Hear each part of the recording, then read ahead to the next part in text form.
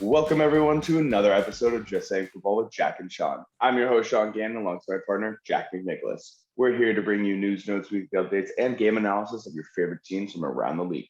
If you had not had the chance, go check out our website, justsayingfootball.com, and follow us on Instagram at Just Saying No G, WJS for article and video updates. Jack, week 2 Sunday games continue at 4 o'clock with my Minnesota Vikings going to Arizona to take on the Cardinals. Now, Chandler Jones just had a 5-sack game last week against the Titans, and my terrible offensive line needs to go up against him. What you got for us in that one? Yeah, and your rookie Christian Darrisaw sustaining an injury now. It's looking like he's going to not, he may be out for the season, but at least he's going to be out for this game. So it's going to be a really tough matchup again. We saw an all-pro tackle in Taylor Lewan get absolutely beat up by this defense last week. Chandler Jones especially. There's even a clip of him getting pushed back by Budda Baker, who's half his size. Not a good week for the Titans, but it can show that this Arizona Cardinals defense is really ready to play this year. What we saw out of them was fantastic last week. I'm hoping for, Isaiah Simmons to have a big season. I think that he's going to have to cover Dalvin Cook. That's a big thing for you guys here, protecting the quarterback, protecting the running back. Yeah, protecting the quarterback is going to be the name of the game. A lot of things that happened last week with the Vikings have bothered me outside of the shoddy O-line play was Kirk's lack of ability moving around the pocket and sort of picking a hole or, moving up in it. Sometimes there's space to the right or behind him and feel like his pocket presence wasn't really there. That was up against the Cincinnati Bengals defense. This is a much, much better team than the Cardinals. I was a little shaky on their defense, but they showed up week 1 against one of the best running teams and one of the best offenses that we've seen the last couple of years in the Tennessee Titans. Now they're going up against another great running back in Dalvin Cook. And I think the matchup that you need to highlight here is Chandler Jones against Rashad Hill. Rashad Hill kept getting pushed back last week. Like you said, we don't have Christian Darrisaw. If that offensive line of the Vikings isn't able to hold, I don't see how they're going to sustain drives, how they're going to put up points. And yeah, Greg Joseph got a 53-yard touchdown last week, which is unheard of for the Vikings. We don't hit field goals like that. Yeah. But we're not going to be able to get him even into field goal range if Chandler Jones keeps getting after Dalvin Cook, keeps getting up in Kirk Cousins' face, and we still have J.J. Watt to worry about on the other side. Yeah, and you're going to have to utilize all the weapons. Kirk Cousins is definitely going to have to take advantage of the fact that Adam Thielen looks like he has some de-aging potion going on where he is just he had a beast game last week, 2 touchdowns. But Dalvin's going to have to be heavily involved. He got 20 carries last week, some involvement in the passing game. We're going to have to see that. I believe a little bit more involvement in the passing game this week, just by game script. Because the Cardinals' offense on the other side is going to be very fast-paced. It's going to be on the Vikings defense to stop Kyler Murray. Last week, he had 5 touchdowns. This guy was running all over the field. He could not be contained. He had 4 passing touchdowns. He had a great game. He had 289 yards through the air, and, he was able to, accumulate only 20 on the ground, but he still got the touchdown. I think that his ability to score everywhere, Christian Kirk, DeAndre Hopkins are going to be a big factor. We saw Rondell Moore, get involved. We loved him in the offseason, but yeah, what do you think about this Vikings defense going up against all of these, great players? Yeah, it's really going to come down, I think, to Danielle Hunter. Not because it's his name and it's Danielle Hunter, but really just because when you have a guy like Kyler Murray who's able to extend plays using his legs, whether he's just taking off for 5 yards past line of scrimmage or just rolling out right and then hitting someone on a crossing route, that's where he's most lethal. So it's going to be contained. You have to contain him. You have to bring in the defensive ends like that. Hunter's really lengthy. He has a lot of speed to him, a lot of agility, a lot of quickness coming down on the left side. Kyler Murray's on his right side when he's facing him. He's going to need to contain him, bring him back inside because we have Michael Pierce and Dalvin Tomlinson, 2 320-plus pound guys that are going to just be eating up that entire middle section. And Michael Pierce had a really big game last week, getting 2 sacks from the defensive tackle position, which is what you want to see from a guy who's just on the COVID list. So it's going to be containment of Kyler Murray.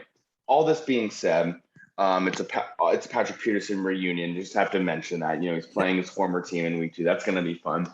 But I am going to go with the Cardinals on this one. I think that what they did last week against the Titans in containing Derrick Henry, a guy who just ran for 2,000 yards last year, and what they were able to do, making Ryan Tannehill feel uncomfortable, and what they were able to do offensively, like you said, 5 touchdowns from Kyler Murray. You got DeAndre Hopkins. Yeah. I think this is going to be an overwhelming match for the Vikings. They just don't look quite ready yet at this point in the season to face against a high-powered offense like this and such a solid defense like this. So I got to go with the Cardinals in this one, sadly.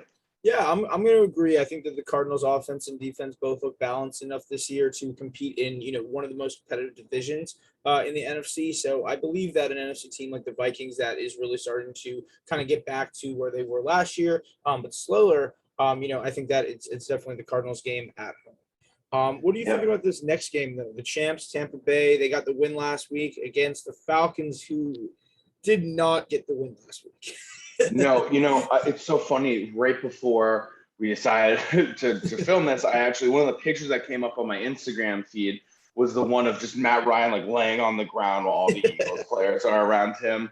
And I think that that is going to be what happens again in week 2. They were not able to move the ball very well against the Eagles. And I personally don't think the Eagles have a stacked roster the way that they once did 4 years ago during their Super Bowl run.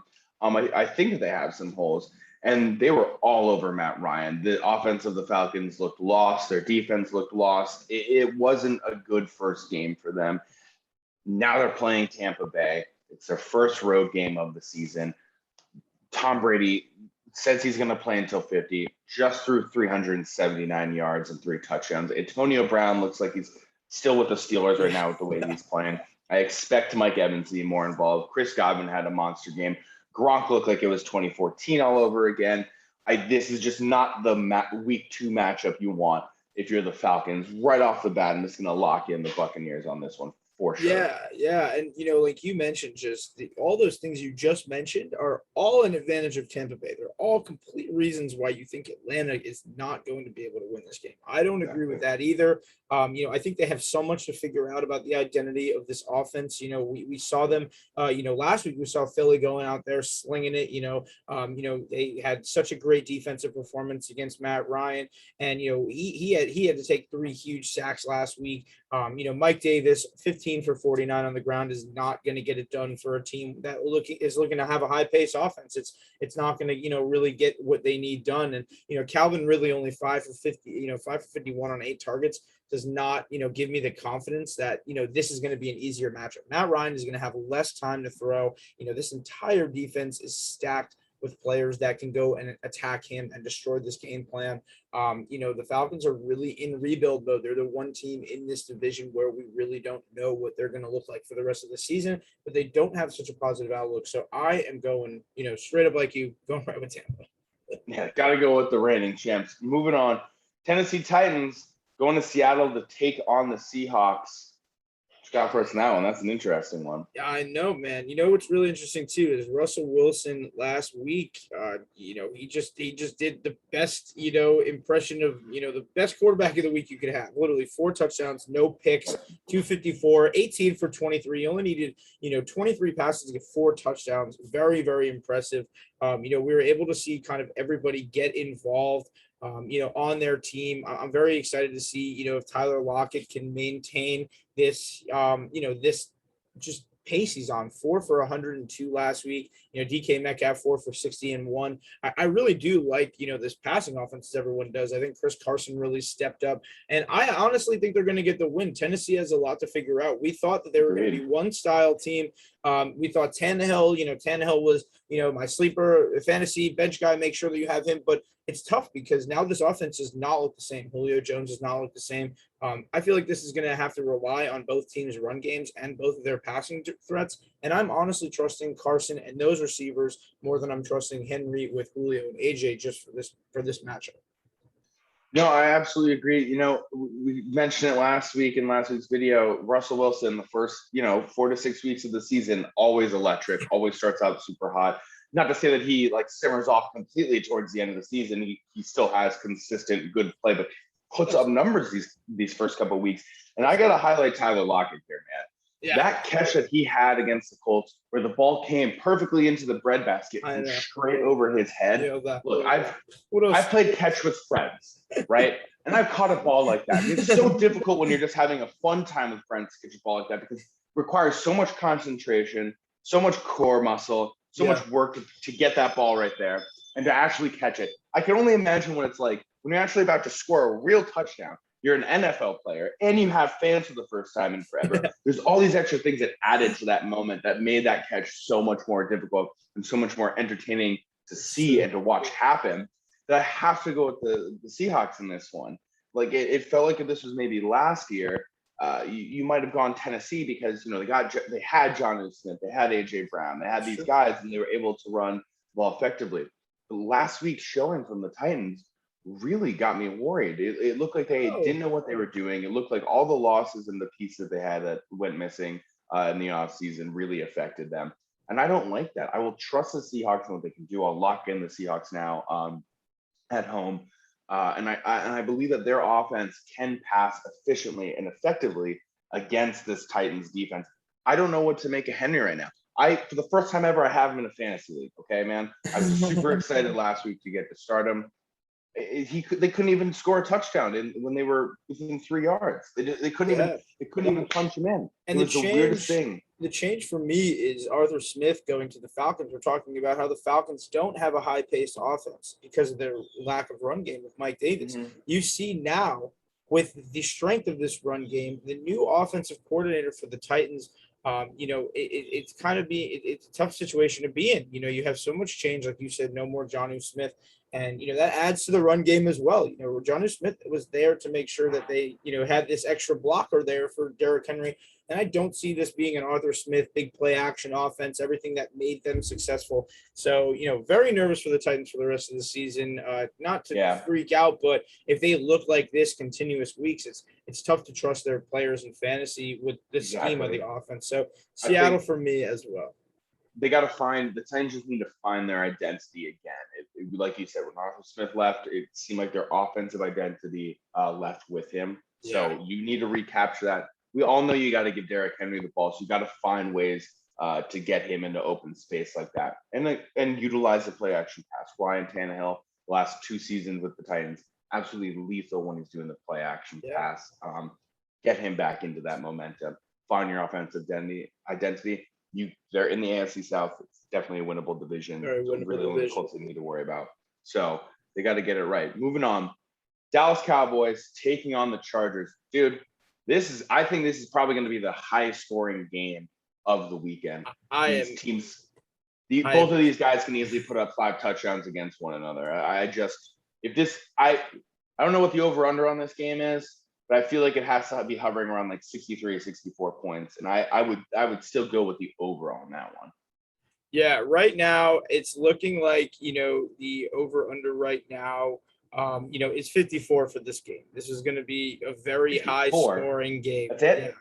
Yeah. I'm definitely taking the over on that. I'm taking the over on that one 1,000 times. That's too low. Look at what the Cowboys just did last week against the Buccaneers. They were able to put up 29 points or 28 points against them easily. Yeah, and I picked Washington in that Chargers game because I thought that the defensive matchup was going to be too much for this Chargers offense. Now you also have such a vulnerable defense in the Cowboys. Like you just mentioned, look what the Cowboys did on that Tampa Bay. Look what Tom Brady did to Dallas last week. Yeah. And Justin Herbert will do that this week. Exactly. And injury news coming in from Cowboys, DeMarcus Lawrence, broken foot, out indefinitely for the season. So they will be out their top player on defense. And honestly, one of their top players in the entire roster. He's one of the best defensive ends in the league. Going to be out a couple weeks for sure. They say it's out indefinitely after he broke his foot in practice. This is a huge loss right before you're about to face this Chargers team. What I will say about this one is that the Chargers have the better defense for sure. So I'm going to go with the Chargers in this one. And the reason why is just because I think what's going to happen is it's going to be a really clean game. Both Dak and Herbert aren't really mistake-heavy quarterbacks. They don't throw the errant pick very often. But I think at some point late in the third, beginning of the fourth, it's going to be that one turnover that just it's going to go 1 touchdown Cowboys, 1 touchdown Chargers, 1 touchdown Cowboys, 1 touchdown Chargers. Like you're playing a game of Madden, and that one interception is going to happen. It's that one, And then that's what's going to allow the Chargers to go 1 touchdown Chargers, interception Cowboys, another touchdown Chargers, and that's what's going to flip the momentum and let them be the ones scoring first. That's what I think is going to happen. And just because they have the better defense, they'll still have Joey Bosa out there going after the quarterback.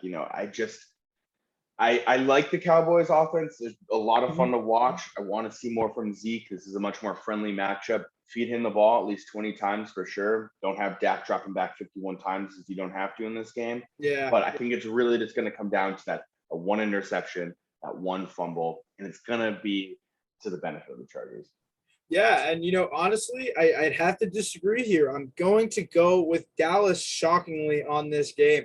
I was very impressed. You picked two opposing NFC East teams this week. Okay, I just want to point this out. You've already said Eagles, now you're saying Cowboys. So it's on record. This is what's going on, man. It's crazy in week 2. But Dak Prescott, he looked so comfortable last week. He was able to make every throw. He was able to target Michael Gallup, who's also now injured for them for about 3 to 5. But we also saw CeeDee Lamb getting so many targets. We saw Cooper have, the game of the week for a receiver, in my opinion, last week. He just looks like, Dak just looks like he's running this offense again. I'm happy to see him out there. Because last year I saw him make leaps on things that I always criticized him for.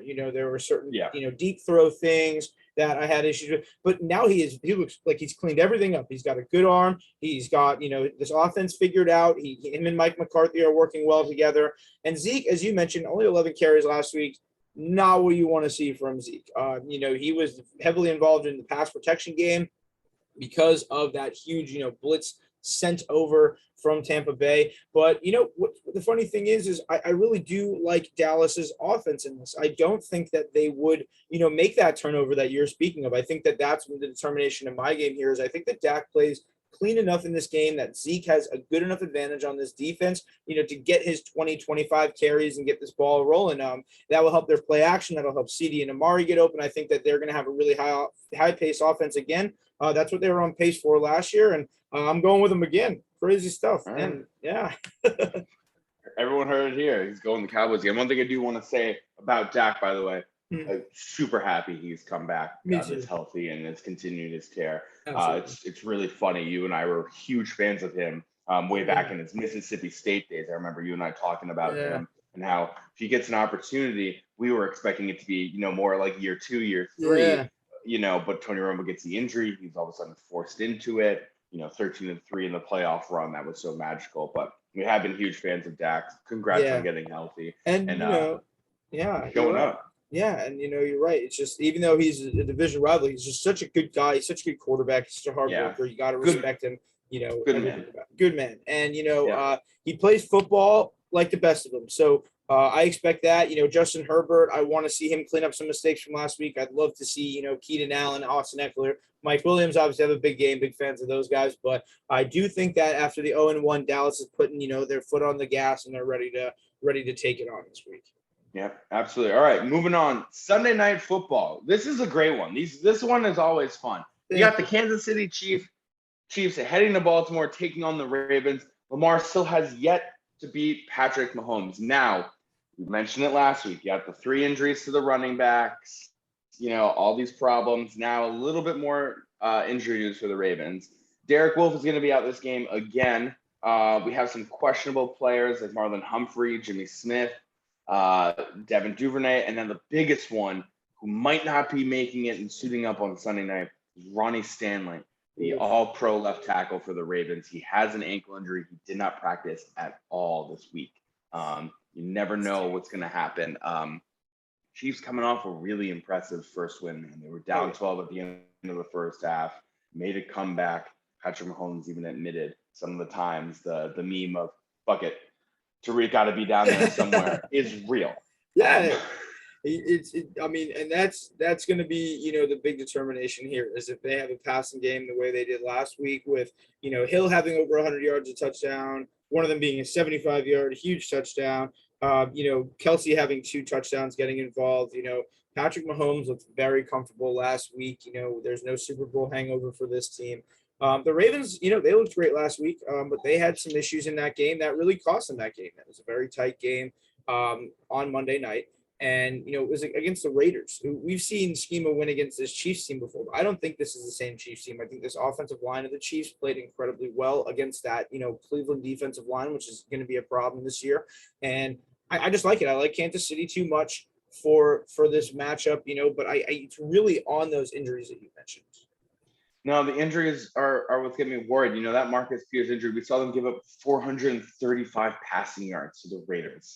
That's a lot of passing yards to the Raiders team, whose main receiver is Darren Waller. They don't have a Tyreek Hill on their roster to pair with a Darren Waller. They don't have an Adam Thielen and Justin Jefferson. They don't have a CeeDee Lamb and Amari Cooper. Yeah. That's not a team that has these tons of playmakers to go off like this. That was just Derek Carr picking apart a very, very weak defense. And I'm worried about the Ravens in the sense I don't know if they're going to be the dominant team that they have in the last couple of years, because that injury bug just tore through some of their top tier players.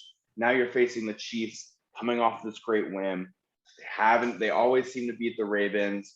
Yeah. You don't really know who's going to be in this game, who's going to be healthy, and who's going to be not. I still expect Lamar to have a good game. I like Latavius Murray in the backfield running the ball. I think Bell just got activated the 53-man roster, so it'll be interesting to see how they utilize him. Is he going to be more of the passing back? Is he going to be, more of like the between tackler runner? How many carries is he going to get? How many snaps is he going to be giving in this game? So it's going to be an interesting one. I am going to go with the Chiefs in this one. I just think that the way that they played last week, Mahomes looks like in midseason form. This team looks like they're primed for another Super Bowl run potentially. I got to lean with them. The Ravens team doesn't have me panicky per se, but I don't have as much confidence as I do in the Ravens right now. I think once they get a few players back from IR, including Bateman, the passing game becomes a little bit better.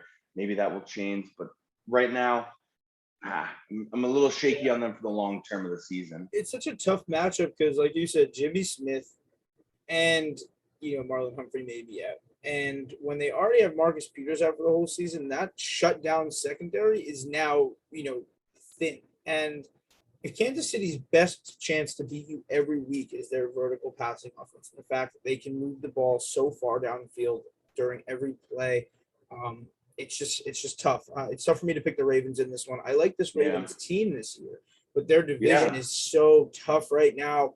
And, with these injuries, we always see one team get the injury bug early and just fall behind. I hate to see that to happen to them, but now even with, the hits to the offensive line, Rodney Stanley, that's going to be tough. The Chiefs defense could come in big. Chris Jones, man.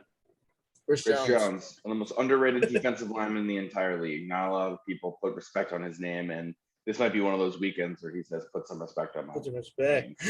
Yeah, but that is all the time that we have. Thank you all for tuning in. Thank you everyone for listening. Enjoy all the Sunday games. There are tons of them. It's the best time of the year. Yeah, football is back. And always remember to check us out, Just Saying Football, on YouTube, justsayingfootball.com for all our content and for all your video updates and article updates. Check us out on the Instagram, Just Saying No GWJS. Thank you all for watching. Enjoy the games. Thank you.